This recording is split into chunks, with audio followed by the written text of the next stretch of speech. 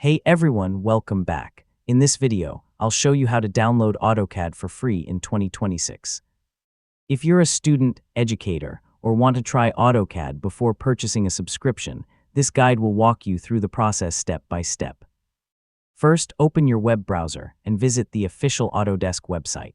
Make sure you're downloading AutoCAD only from Autodesk to ensure you receive the latest and safest version. Next, sign in with your Autodesk account. If you don't have one yet, click Create Account, enter your information, and verify your email address to complete the registration. Now navigate to the AutoCAD product page.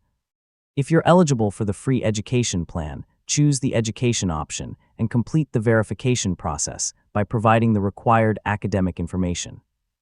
If you're not eligible, you can select the free trial if it's available. Once your access is approved, click the download button and choose the version that matches your operating system, such as Windows or macOS. After the download is complete, run the installer and follow the on-screen instructions. Sign in with your Autodesk account when prompted, then wait for the installation to finish. Finally, launch AutoCAD, activate it using your Autodesk account, and confirm that everything is working correctly before starting your first project. And that's it.